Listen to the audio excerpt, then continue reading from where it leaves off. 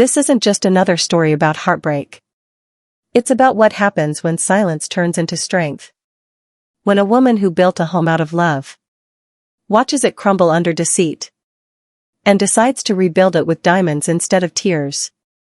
Please like and subscribe to notify you for more videos. My name is Vale, and I was 36 when everything I believed about love turned into smoke. My husband, Nathan, and I lived in a quiet suburb of Seattle. To the outside world, we were perfect: big house, weekend brunches, and a golden retriever named Milo. Inside, things looked fine too, until one ordinary Tuesday morning when his phone buzzed on the kitchen counter. He was in the shower. I glanced at the screen only because it kept lighting up. The message preview said, "Can't wait to see you and the kids tonight." My heart stuttered. We had no kids. The sound of running water hid my breathing. Another text appeared, "The twins miss their daddy." I froze. Twins. I wanted to believe it was spam, but something deep in me already knew the truth was walking toward me, wearing my husband's smile. That night, I tried to act normal. Nathan kissed my cheek, smelled of fresh soap, and asked what was for dinner. I stirred the pasta too fast, burning my hand, pretending it was the steam. When he went to bed, I stayed downstairs scrolling through his social media accounts, credit card statements, and old photos. Nothing unusual, until I found a small folder in our shared cloud titled Work Trips.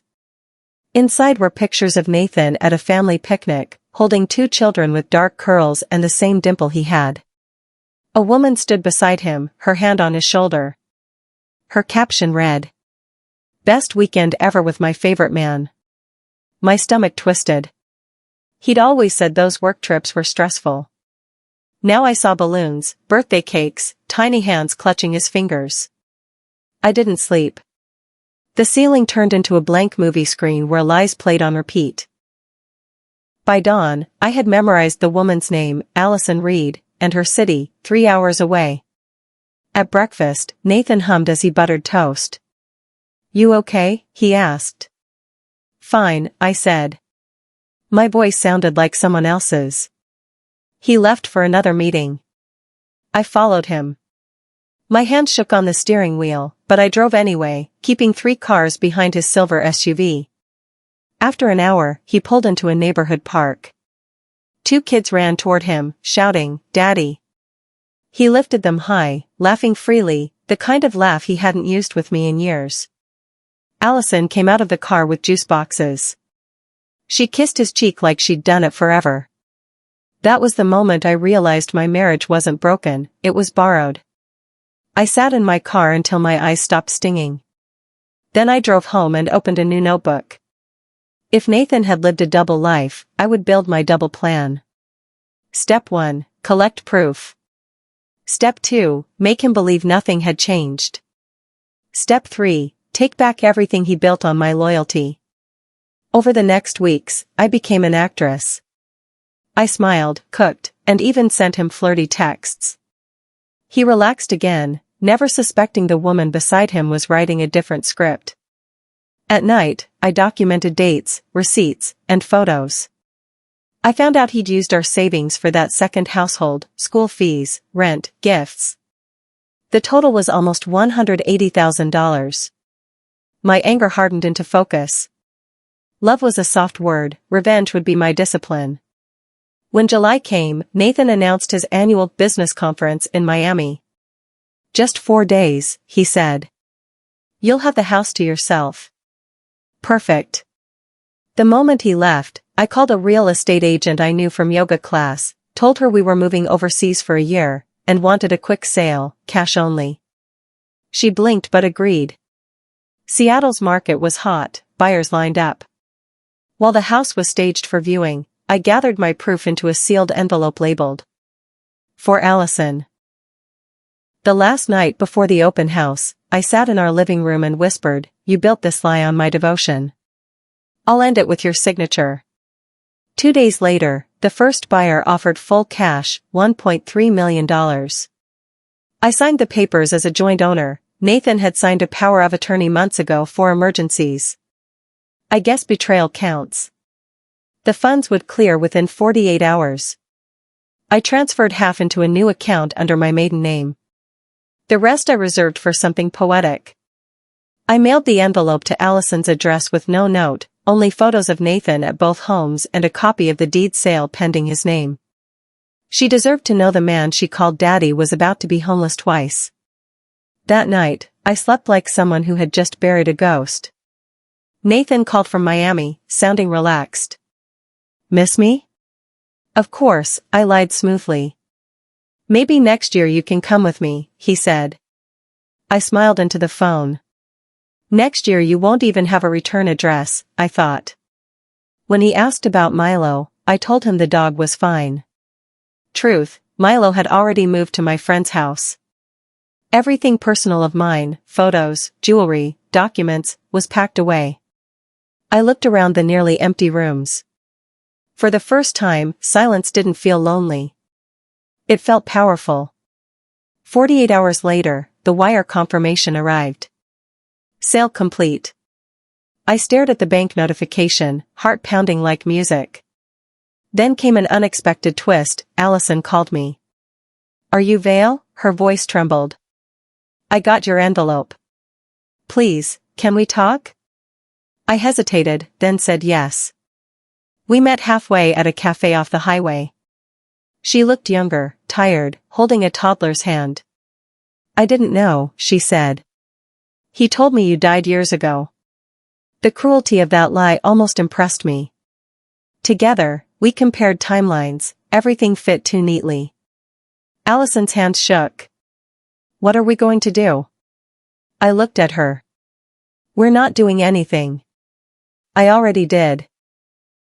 I told her about the sale, the transfer, and the silence waiting for him when he returned. She covered her mouth, half shocked, half satisfied. "You're incredible," she whispered. "I'm done being invisible," I said. Before leaving, I handed her the second envelope, child support documents I'd prepared. "File these. He'll have no excuse." We parted like strange sisters bound by deceit. Nathan's flight landed on Sunday evening. I watched from a distance as he rolled his suitcase up the driveway of what was no longer his home. The front gate had a new lock and a sold sign. He tried his key.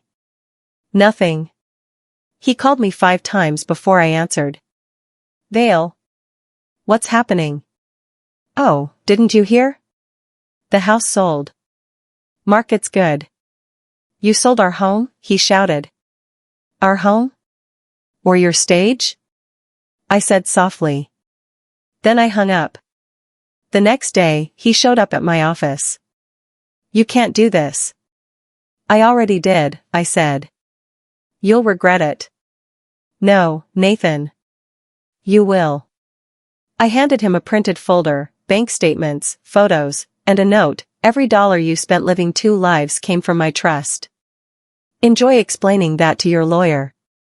He stormed out, red-faced. I watched him go with a calm that felt earned. Days turned into quiet. The new buyers moved in. I rented a lakeside apartment downtown.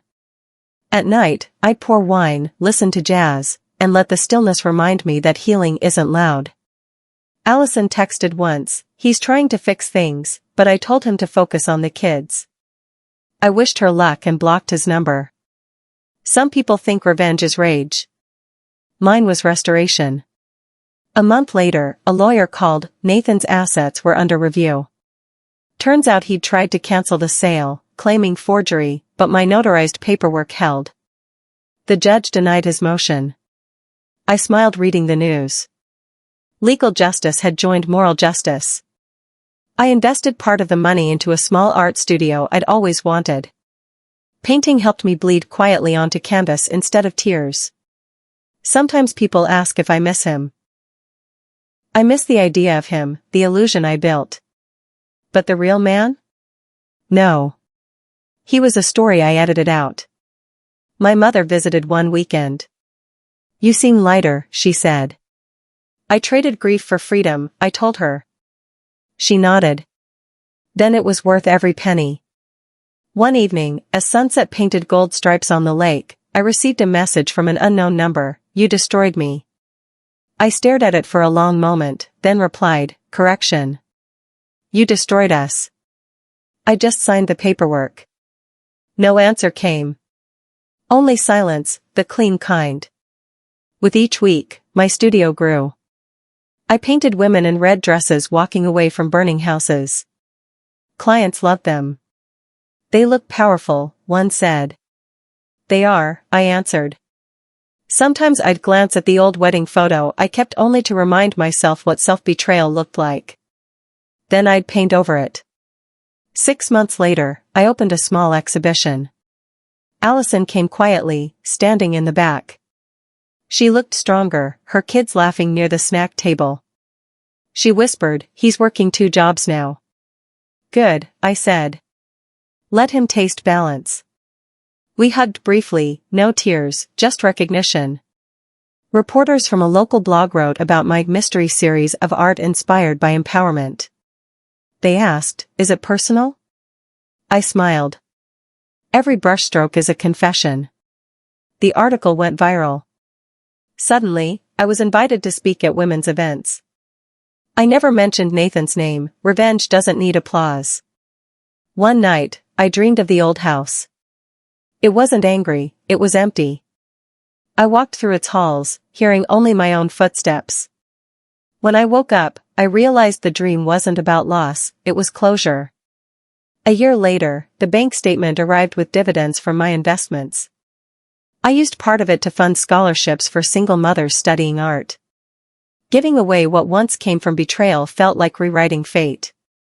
I bumped into Nathan by accident downtown. He looked thinner, older. Vale, he said softly. I'm sorry. I looked at him, truly looked, and saw a man who finally faced himself. I hope you find peace, I said. He blinked.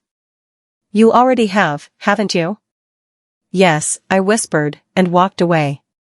At home, I lit a candle by the window. Milo lay beside me, tail thumping. I whispered, we made it, boy. Outside, rain shimmered against glass like applause. Sometimes, peace feels like the quiet after a standing ovation. My art show toured other states. People lined up, not knowing the full story behind each canvas. They only said the same thing, it feels like she's finally free. They were right. Freedom wasn't about revenge anymore, it was about authorship. I was writing my life again. On the anniversary of the house sale, I visited the street one last time. The new owners had planted roses along the porch. I smiled, left a small note in their mailbox, may this home hold only truth. As I drove away, sunlight broke through the clouds like a curtain lifting. I'm not angry anymore. Betrayal taught me the art of stillness, the strength of silence, and the power of walking away with grace. I once thought love was keeping promises, now I know it's keeping self-respect. If you've ever been lied to, remember this, you don't have to shout to be heard. Sometimes the loudest revenge is success that doesn't mention their name. This has been Luxury Lies, where elegance meets justice, and silence becomes the sharpest reply. Tell me, what would you have done if you found out your partner had a secret family?